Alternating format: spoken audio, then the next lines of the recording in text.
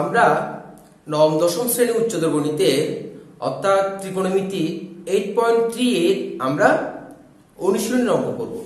তো 8.3 করার আগে আমি বলবো 8.2 এর থিওরি এবং কি 8.3 এর বেসিক আলোচনা অর্থাৎ থিওরিগুলো, এই দুইটা অধ্যায়ের সবগুলো থিওরি অর্থাৎ বেসিক আলোচনাগুলো আমাদের এই অধ্যায়ে লাগবে।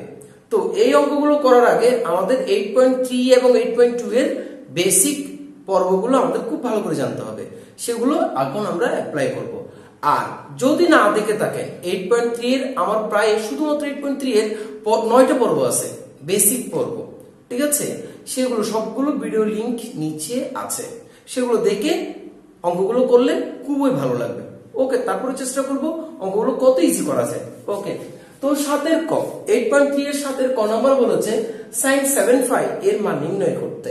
ওকে, তো এরকম কোন মান যদি আমাদের কাছে থাকে sin 7phi, এটার মান তো আমরা সরাসরি জানি না, তো এই মানটা আমরা কিভাবে বের করব? ঠিক আছে, তো এটা বের করার জন্য আমরা বেসিক পর্বে বলেছিলাম যে যে কোনো কোণ তাকে আমরা n into 5/2 plus minus theta আকারে পরিণত করব।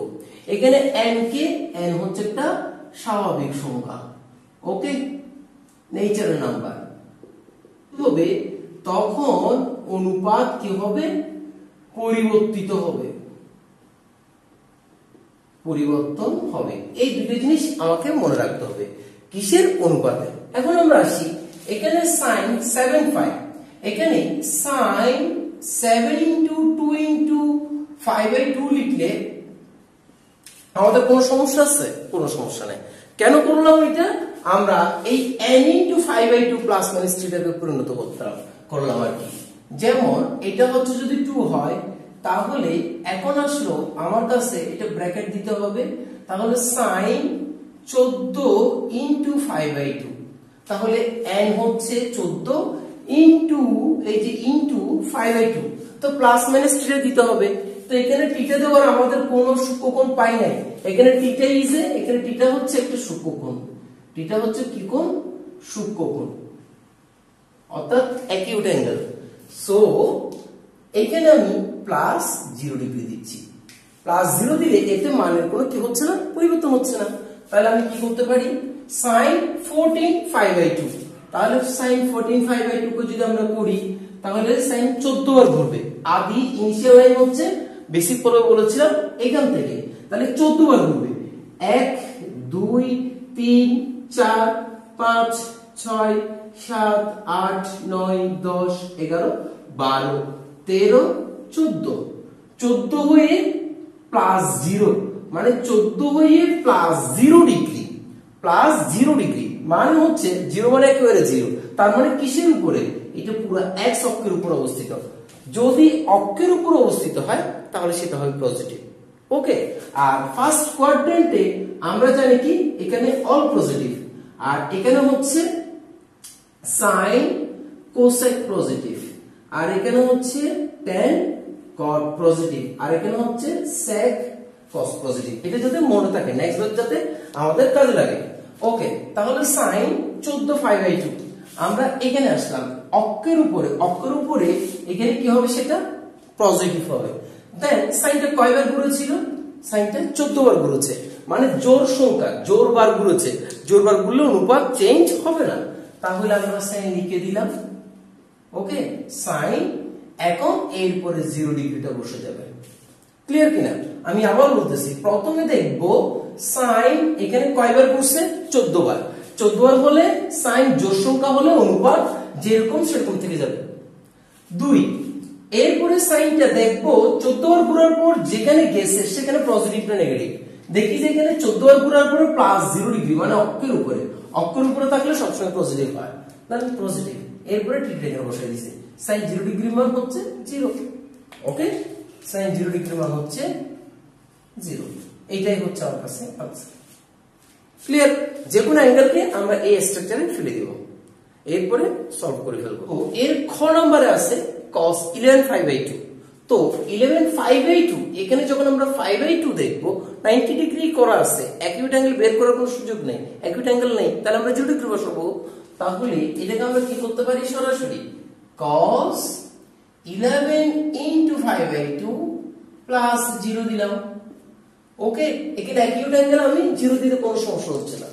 সো এখন cosটা কয়বার ঘুরবে? একবার। এই পুরোটা একবার ঘুরে আসলে 4 বার, আর একবার ঘুরে আসলে কয়বার? 8 বার। 8 এর পরে 9 10 11 11 বার হওয়ার পরে প্লাস 0 ডিগ্রি।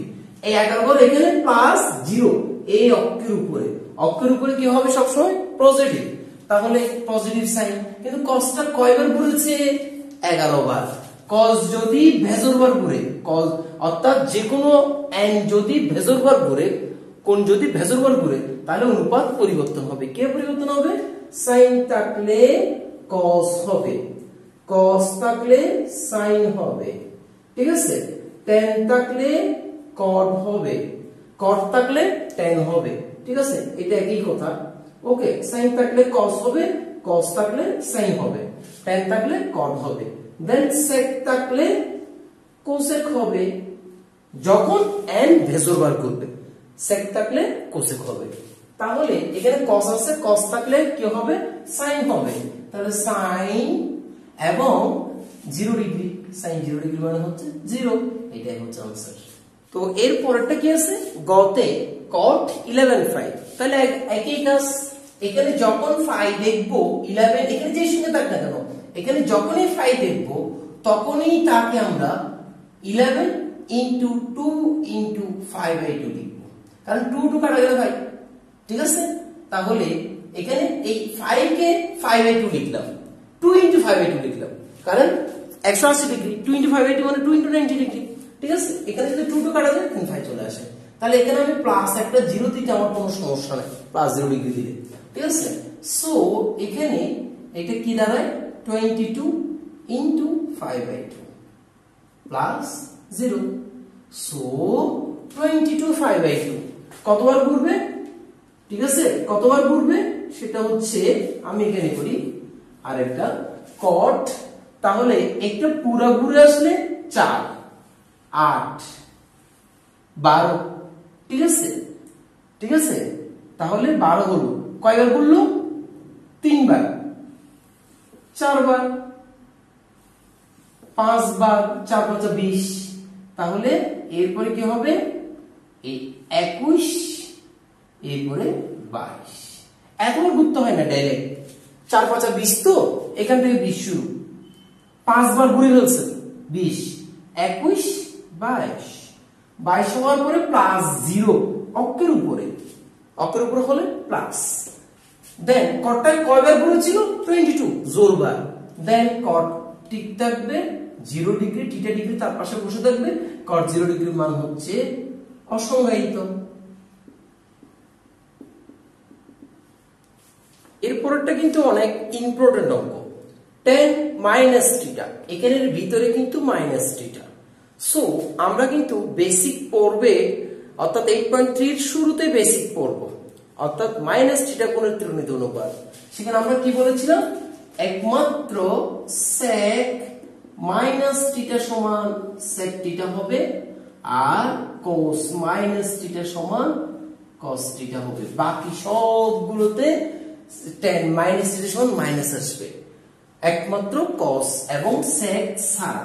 ওকে, cos sec ছাড়া বাকি সবগুলোর আগে, যেমন tan মাইনাস থিটা সমান মাইনাস tan থিটা, বাকি সবগুলোতে মাইনাস আসবে, শুধু এই দুইজনের কাছে ছাড়া। কেন এই দুইজনের কাছে ছাড়া সেটা আমরা ওখানে আলোচনা করেছি। ওকে, কারণ এখানে জাস্ট পারপেন্ডিকুলার লম্বটা নাই, এটা ঋণাত্মক দিকে কোনটা। ওকে, এই জন্য এই দুইজন, যেহেতু এখানে পারপেন্ডিকুলার বা লম্ব নাই অনুপাতগুলোর মধ্যে, সেই জন্য এই দুইটার মধ্যে পজিটিভ, বাকি সবগুলোর মধ্যে নেগেটিভ। ওকে, তাহলে এখানে আমার কাছে tan মাইনাস থিটার জন্য আমরা লিখতে পারি মাইনাস tan 23 5/6। সো এটাকে আমরা এই অনুপাতে যদি ভাঙতে যাই, অর্থাৎ যে কোনো কোণকে আমরা এই স্ট্রাকচারে ফেরার চেষ্টা করতে হবে। Okay, so minus tan theta minus tan। তাহলে এই থিটাটাকে আমি যদি ভাঙতে চাই, এটা প্রথমে আমার কাছে যেটা ইজি ভাবে, সবচেয়ে ইজি মনে হয়, সেটা হচ্ছে 6 কে যদি আমি 23 কে ডিভাইড করি, 4 6 24, 318 তাহলে 4-24 যেটা খুবই কাছাকাছি গেছে, কিন্তু আছে 23, কিন্তু আমি 4 বার দেওয়ার কারণে এক বেশি হয়ে গেছে, এক মাইনাস করে দেব। কিভাবে? 4 যেহেতু 24, আমি 4 5 মাইনাস 5/6 করে দেব। তার মানে এক যদি বেশি হয় মাইনাস করব, এক যদি কম হয় প্লাস করে দিব, শেষ। দেখেন তো, আমি অন্য নিয়মও দেখাবো, কিন্তু আমার কাছে এটি ইজি মনে হয়। ওকে, তাহলে -10, তাহলে 4 5 মানে কত? 8 × 5/2। পরবর্তী আপনাকে এতগুলো ভাবে দেখাতে হবে, আপনি নিজে এমনি বুঝবেন, শুধু বুঝলে হয়ে গেছে, সরাসরি বসে দিতে পারবেন তখন। তাহলে 10 5/2, এটাকে আমি এভাবে লিখতে পারি 8 × 5/2 -5/6। এখন পুরোটা এই স্ট্রাকচার হয়ে গেল। তাহলে -10, তাহলে 8 বার ঘুরবে, 8 বার, তাহলে 4 8, 8 বার ঘোরার পরে মাইনাস পিছনে, প্লাস থাকলে উপরে, মাইনাস থাকলে পিছনে। কেন পিছনে? আরো কত? 5/6 30 ডিগ্রি আরো কমবে, মানে এখানে 10 পজিটিভ না নেগেটিভ? 10 নেগেটিভ। সো 10 যদি নেগেটিভ হয় তাহলে আমাকে এখানে আগে 10 নেগেটিভ চিহ্ন দিতে হবে। 10টা কয়বার ঘুরেছিল? 10টা ঘুরেছে কিন্তু 8 বার, ঠিক আছে? যেহেতু 8 বার ঘুরেছে, সেখানে যেহেতু 8 বার ঘুরেছে, তাহলে জোড়বার ঘুরেছে, রেশিও চেঞ্জ হবে না। তাহলে 10 কত আছে? 5/6। থিটাটা তার পাশে বসে থাকবে, তাহলে মাইনাস মাইনাস প্লাস, এখানে আসবে 10 5/6। 10 5/6 এর হচ্ছে 1/√3। এটাই হচ্ছে आंसर। আপনি চাইলে এইভাবে যদি করতে না চান, আপনি অন্যভাবে করতে পারেন। সেটা হচ্ছে কি রকম? এই যে এখান থেকে চাইলে এটা বিকল্প অন্যভাবে করতে পারেন। সেটা হচ্ছে -10, এই যে 23 5/6 আছে না, আপনি সেটাকে একটা কাজ করেন, সেটা হচ্ছে যে 23 × 180 ডিগ্রি, 5 মানে কত? 180 ডিগ্রি, তাকে যদি 6 দিয়ে ভাগ দেন তাহলে 3 × 18 30 হবে, 3 × 3 = 9, 3 × 2 = 6, 690 ডিগ্রি আসবে। দেখেন এখানে পাওয়া যাবে 30, 30টা যখন 0, 3 × 3 = 6। ওকে, এইবার এইটাকে আপনি 90 দিয়ে ডিভাইড করেন। 90 দিয়ে যদি ডিভাইড করেন, 690 কে যদি আপনি ভাগ 90 দেন, 90 দিয়ে যদি ডিভাইড করেন, তাহলে 7 পয়েন্ট সামথিং আসছে। 7 পয়েন্ট সামথিং আসা মানে হচ্ছে আপনি এটাকে লিখতে পারতেছেন 7 × 90, ঠিক আছে? তাহলে 7 9 কত? 63। তাহলে 690 থেকে আপনি যদি 63 বিয়োগ করে ফেলেন, এখানে 6 × 90 ডিগ্রি মানে কত? 630 ডিগ্রি, ঠিক আছে? 630 ডিগ্রি। তাহলে এটা যদি মাইনাস করি তাহলে কি থাকে? 60 ডিগ্রি প্লাস 60 ডিগ্রি। আপনি চাইলে এইটাকে এই আকৃতি করতে পারেন, 7 × 5/2, আপনার যেভাবে সুবিধা হয়। আমার কাছে এটাই সিম্পল লাগে। আপনি সবগুলোকে এই ফরম্যাটেও করতে পারেন। তাহলে 5/2 প্লাস 5/3 6 ডিগ্রি, এখানে 5 এভাবে লিখলাম, ঠিক আছে? মাইনাস 10 কয়বার করতেছে এখানে? 7 ভাগ।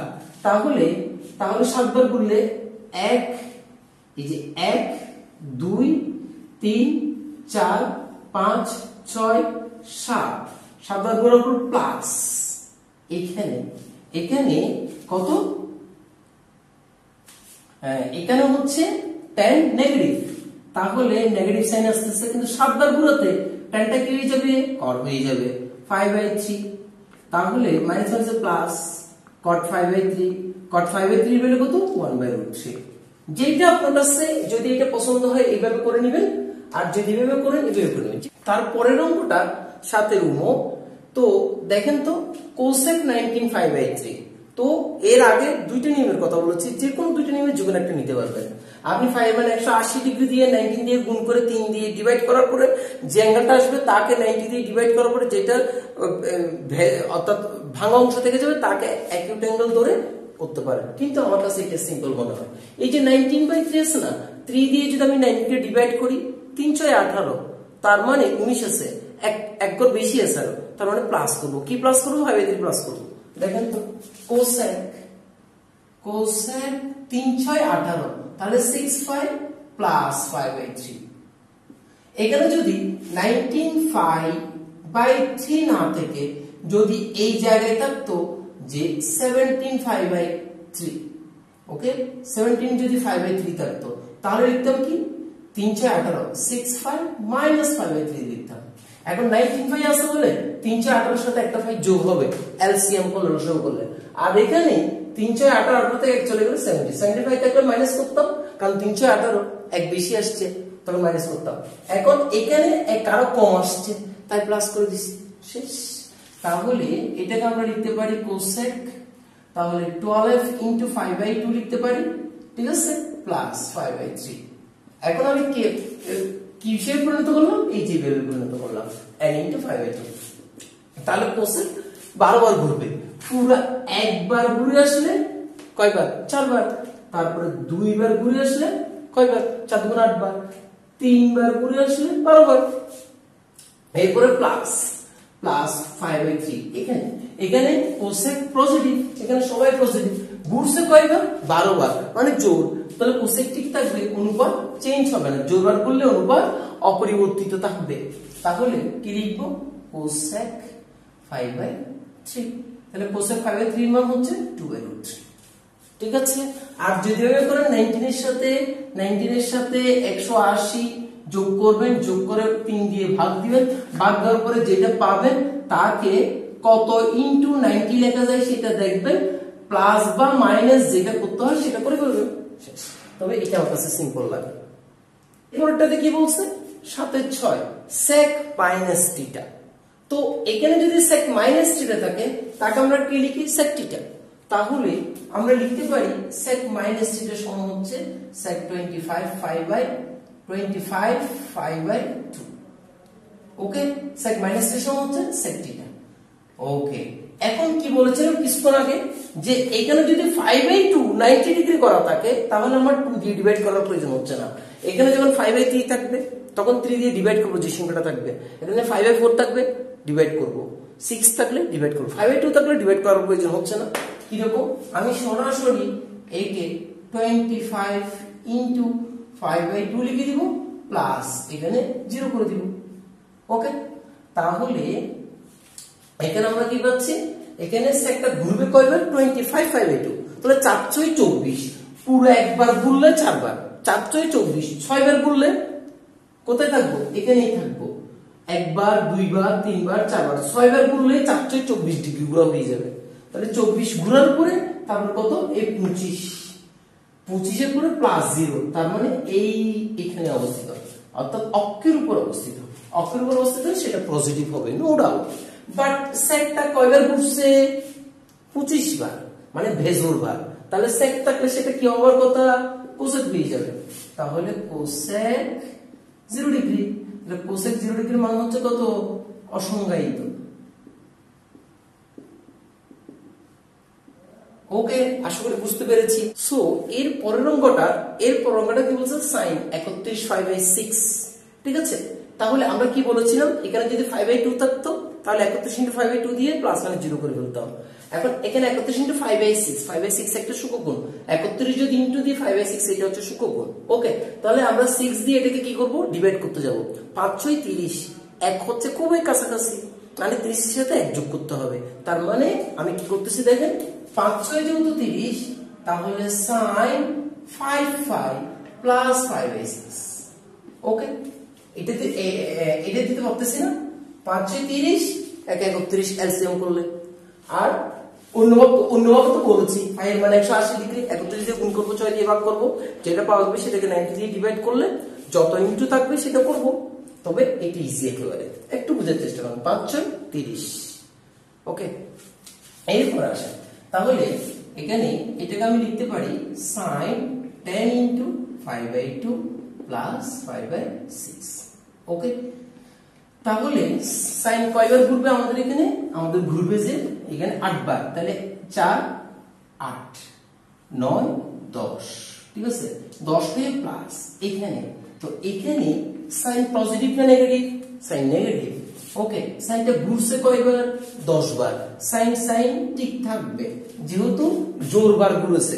ওকে, দেন sin 5/6, sin 5/6 এর মান কত, হাফ। ভেরি সিম্পল একেবারে। এইবার একবার আপনি যদি ওইভাবে আসেন তাহলে 180 ডিগ্রি 31 এর সাথে 180 ডিগ্রি গুণ করতে হবে, 6 দিয়ে ভাগ করতে হবে, যেটা পাওয়া যাবে সেটা কত ইনটু 90 ডিগ্রি সেটা দেখবেন, মানে যেটা পাবো সেটাকে 90 দিয়ে ডিভাইড করবেন, যত ইনটু 90 সেটা লেখার পরে এরপরে প্লাস করতে হবে না, বাকি যেটা থাকবে সেটা মাইনাস করে তারপর করবেন। তার চাইতে এটা ভেরি সিম্পল। কিন্তু পরেরটা কি রকম, cos -25/6। তো এখানে cos -3 টা থাকলে তাকে আমরা -3 তে রাখবো না, অর্থাৎ cos -3 সমান আমরা তো জানি, অর্থাৎ এখানে ঋণাত্মক কোণ আমরা রাখবো না cos এর ভিতরে। তাহলে কি করব আমরা, cos -3 টা সমান হচ্ছে cos 25/6। ওকে, cos -3 সমান cos θ। সো cos, এখানে যেহেতু 6 আছে, এখানে যেহেতু 5 আছে, তাহলে আমি 6 দিয়ে যদি ডিভাইড করি, 4 6 24, 4 5 প্লাস 5/6। যদি এখানে যদি 23/5/6 থাকতো, তখন আমি কি করতাম, তখন 4 6 24 4 5 মাইনাস 5/6 লিখতাম। ক্লিয়ার কিনা? যদি 23/5/6 থাকতো, এখন 25 মানে 4 6 24, এখানে আছে 25 পাই, আরো একটা 5 বেশি লাগবে, তাই প্লাস। এখানে আছে 23, আমার কাছে চলে আসছে 24, তখন মাইনাস করতাম। ওকে, তাহলে এখানে এটাকে আমি কি লিখতে পারি, cos 8 into 5/2 plus 5/6।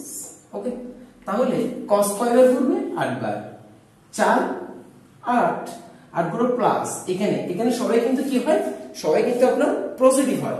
তাহলে এখানে যদি আমি পজিটিভ লিখি, তাহলে cos 5/6, cos 5/6 এর মান √3/2।